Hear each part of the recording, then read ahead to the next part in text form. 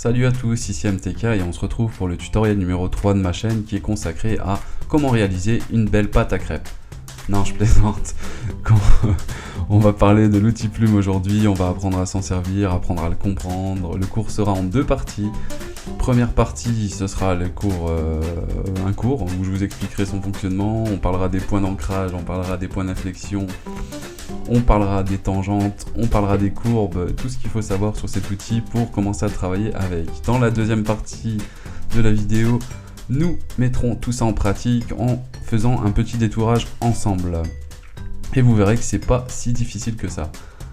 Ensuite, je tiens à remercier ceux qui ont partagé ma vidéo précédente. Pour ceux qui n'ont pas vu, je vous invite tout simplement à aller la voir dans la vidéo, sur la chaîne, pardon. C'est un cours qui traitait des raccourcis clavier, enfin des basiques des raccourcis clavier. Pour ce qui est des autres raccourcis, vous verrez qu'à force qu'on fasse des tutos ensemble, il y en aura des nouveaux que je vous montrerai et ça rentrera au bout d'un moment. Après, vous avez le droit aussi d'aimer ma page Facebook qui est disponible depuis la semaine dernière. Vous pouvez la partager, vous pouvez l'aimer et vous pouvez me suivre aussi sur Twitter. En attendant, je vous dis à tout de suite dans la suite de la vidéo.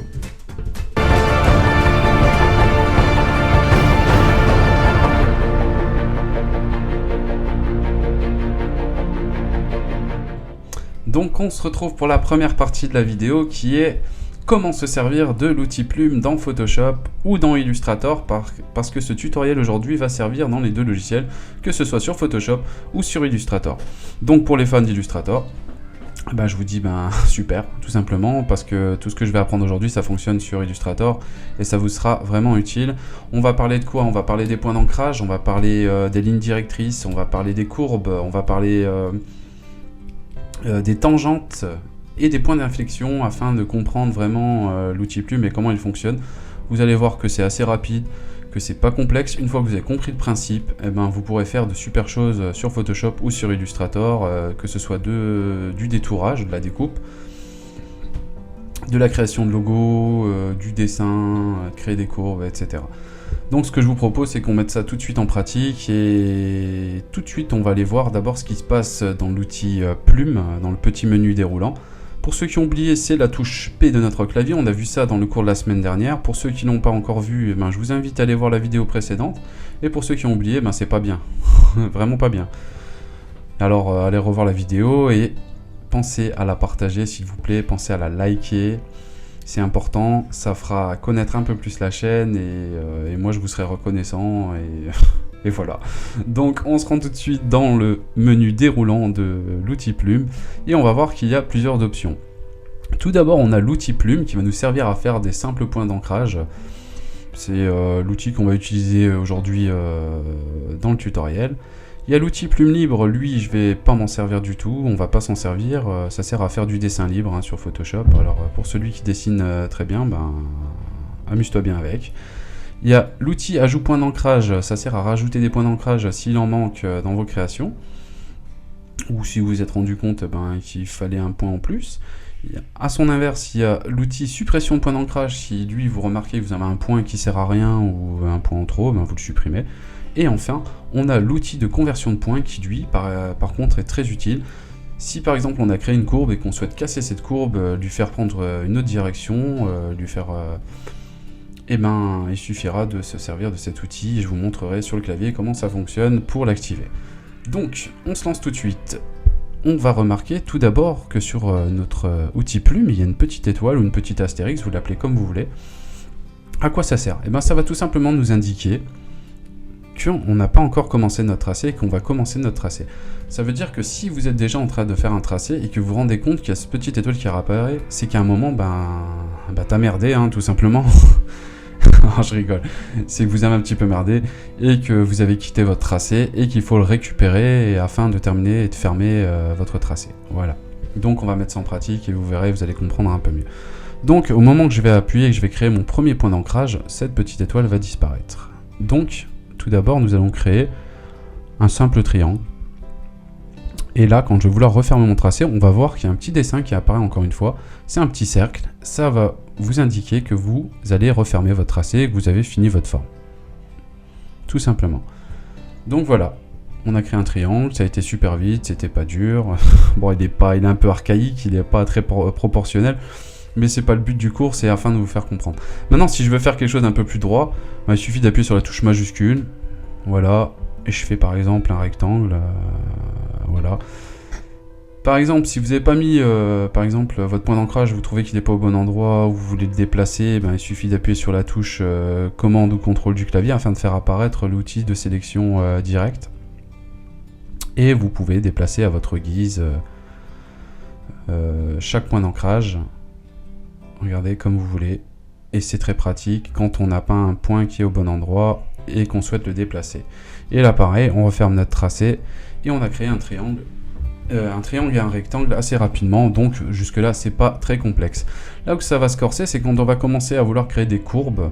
Donc on va faire un premier point d'ancrage et on va faire un deuxième point d'ancrage, mais qui lui s'appelle un point d'inflexion, c'est qui va donner une courbe. En fait, pour faire un point d'inflexion, il suffit tout simplement de rester cliqué et de glisser soit vers le haut, soit vers le bas dans la direction que vous voulez, afin de donner la forme de votre courbe et la direction que vous souhaitez. Et là, on voit quoi? Il y a deux poignées qui ont apparu, ce qui s'appelle la ligne directrice, avec une poignée, à gauche. Et bien cette poignée de gauche, elle va influencer sur la courbe qu'on a créée. Ça veut dire sur le passé, tout simplement, pour vous faire une petite idée. Et la courbe de droite, et la poignée de droite va donner la tangente au prochain point d'ancrage et créer une nouvelle courbe qui va lui donner le sens inverse. Donc voilà. Mais nous, c'est pas forcément ce qu'on a envie. Nous, ce qu'on a envie, c'est surtout que nos points d'ancrage, ils suivent bien, par exemple, si on fait un détourage, que ça suit bien la forme qu'on souhaite découper. Donc, pour cela, ça va être simple. On va utiliser l'outil, j'ai oublié son nom, conversion de points. Et il suffit d'appuyer sur la touche Alt afin de faire apparaître, on clique une fois, et on a fait disparaître la poignée de droite qui donnait la tangente au prochain point d'ancrage, afin de lui donner la direction qu'on souhaite. Donc voilà, vous voyez, c'est pas si compliqué que ça. Si je souhaite changer la tangente de ma courbe, tout simplement, je prends l'outil conversion de points, je clique une fois, ça va retirer la poignée qui donne la tangente à notre prochain point d'ancrage et ça va lui donner la direction que vous souhaitez, tout simplement. Donc je résume, première chose ici s'appelle un point d'ancrage. Ici on a créé une courbe, donc on a fait un point d'inflexion. Et après ce qu'on a fait, on a fait une deuxième courbe avec l'outil, j'ai encore oublié son nom, conversion de points afin de lui donner la direction que l'on souhaite, tout simplement. Maintenant, si je veux rajouter un point, j'ai juste à mettre à un endroit de la courbe et je lui rajoute un point. Voilà. Si je souhaite supprimer, il y aura un petit moins. Bah là, il y avait un petit plus. Regardez, je vais vous remontrer. Il y a un petit plus qui apparaît. Je rajoute un point. Et à l'inverse, si je veux supprimer, je me mets sur un point d'ancrage et il y a un petit moins qui apparaît. Pareil que tout à l'heure, si j'appuie sur la touche commande, on va activer l'outil de sélection directe afin de déplacer notre courbe. Et cet outil aussi, il faut toujours rester sur la touche commande ou contrôle enfoncé, agit aussi sur les tangentes, sur la ligne directrice, tout simplement. On peut la raccourcir, on peut l'agrandir, on peut la déplacer, pardon. On va la resélectionner. Voilà. Attendez, hein. Je retourne en arrière. Voilà. Et on va pouvoir lui donner la forme qu'on veut, et puis ainsi de suite. Donc voilà. Donc vous voyez, c'est pas si compliqué que ça. Donc si on veut faire de simples angles, on a juste à mettre les points d'ancrage à l'endroit qu'on souhaite. On peut les déplacer pareil en activant l'outil, pas l'outil, j'ai dit l'outil sélection directe, mais en fait c'est commande A du clavier, c'est l'outil donc sélection de tracé, ou si, outil de sélection directe, c'était juste, excusez-moi, autant pour moi. Donc si on veut faire des choses, des angles assez simples, il n'y a rien de compliqué avec la plume. Si on veut faire des courbes, on fait un point d'ancrage, un point d'inflexion. On lui donne la tangente souhaitée en activant l'outil, j'ai encore oublié, l'outil de conversion de points. Je sais pas pourquoi j'arrive pas à le garder en tête. C'est sûrement parce que je suis en train de tourner la vidéo. J'espère que j'ai été assez clair. Si vous avez des questions, n'hésitez vraiment pas à mettre vos questions dans les commentaires. Et j'y répondrai, puis si vous n'avez pas compris, je vous invite tout simplement à regarder plusieurs fois le tutoriel et ça va rentrer au bout d'un moment. Entraînez-vous, vous verrez que c'est pas compliqué. Qu'est-ce que vous pouvez faire pour vous entraîner? Par exemple, vous prenez un logo sur internet, et vous mettez dessus, et surtout il faut se mettre en mode tracé, hein, ou en mode forme. Vous pouvez si vous voulez faire juste le retracer, il y a le mode tracé, le mode forme ici, là, dans la barre au-dessus. Vous sélectionnez, comme moi là j'ai fait ici, pour avoir juste le trait rouge qui apparaît. Vous le mettez en 3 points. Et après, une fois que vous avez fini de tracer votre logo, que vous l'avez reproduit, et vous le remettez en mode normal, ici, là, en forme, tout simplement. Donc j'espère que j'ai été assez clair. N'hésitez pas à me poser vos questions. Vous avez vu, c'est pas très bien compliqué. Et après, là, dans la deuxième partie, on va tout simplement détourer une image ensemble. Ce qui est très pratique si on veut faire, je sais pas, des belles vignettes ou découper quelqu'un d'une image, le mettre sur une autre image. Vous allez voir, c'est super et je vous dis donc à tout de suite dans la deuxième partie. Allez, salut! Donc on se retrouve pour la deuxième partie de la vidéo où on va mettre en pratique ce qu'on a appris dans la première partie. Et on va détourer Dr House. Dr House, j'ai pris cette photo car j'avais que ça sous la main, donc on va s'amuser à faire plein de points d'ancrage tout autour de sa tête, hein, de son portrait, afin de détourer l'image pour faire un montage par exemple et tout. Et on va mettre en pratique tout ce qu'on a appris, les points d'ancrage, les points d'inflexion. Et vous verrez que c'est super simple de découper une image.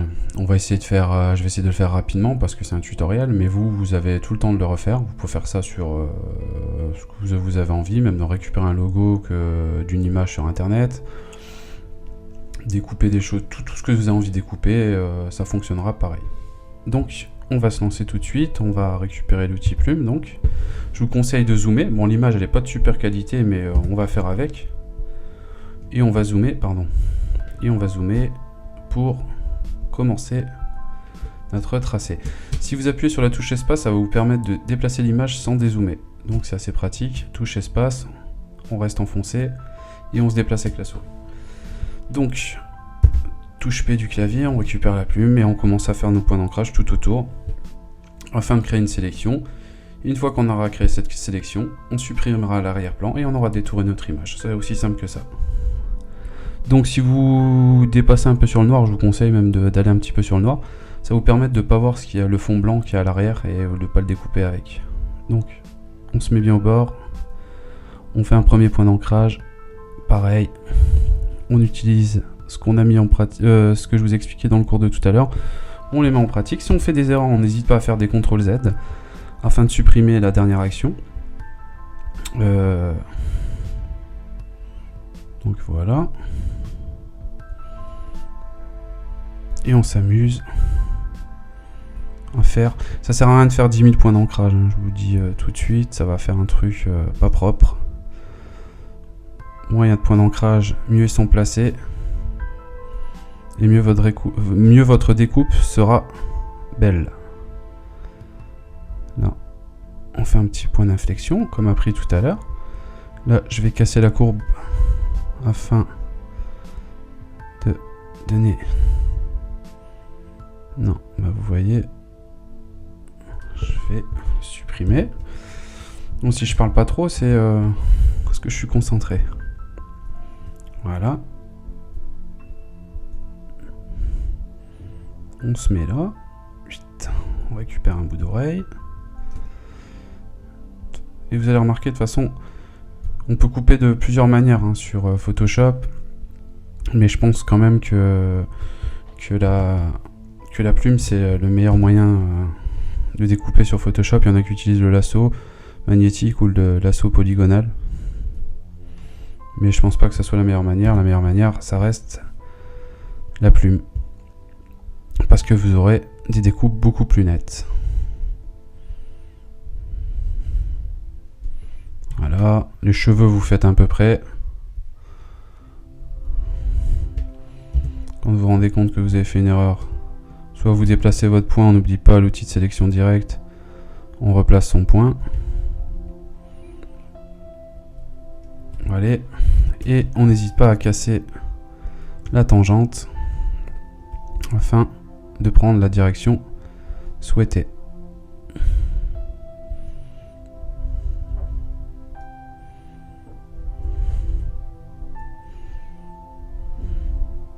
Bon, moi j'essaie de faire un truc assez rapide, histoire que le tuto dure pas 3 quarts d'heure.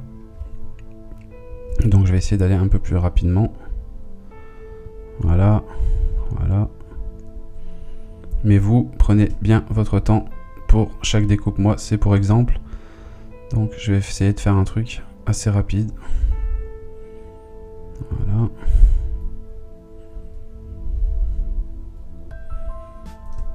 Puis après vous verrez, on peut aussi améliorer le contour, mais ça je le montrerai dans un autre cours quand on fera un peu de retouche photo.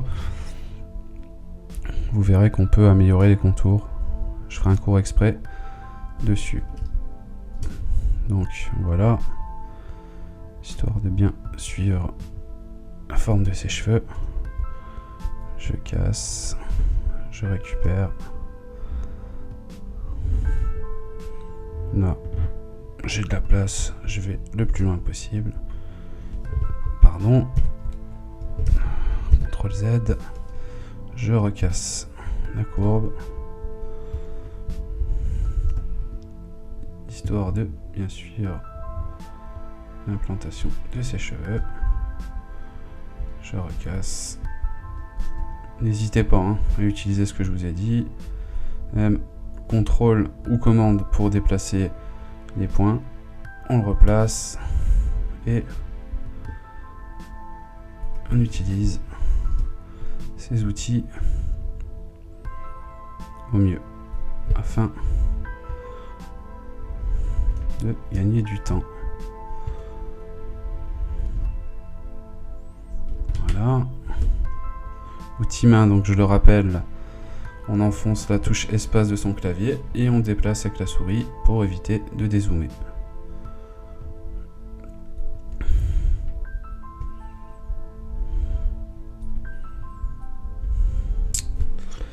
Voilà.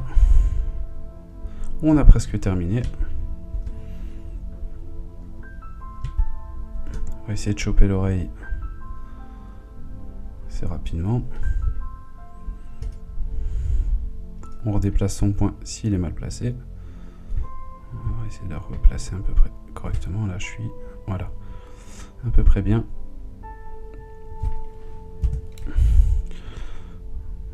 Donc vous verrez que c'est pas si compliqué que ça.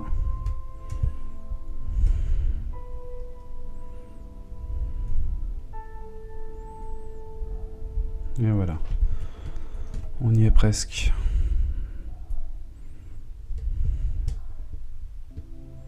Voilà. Hop, je suis un peu trop dans le blanc.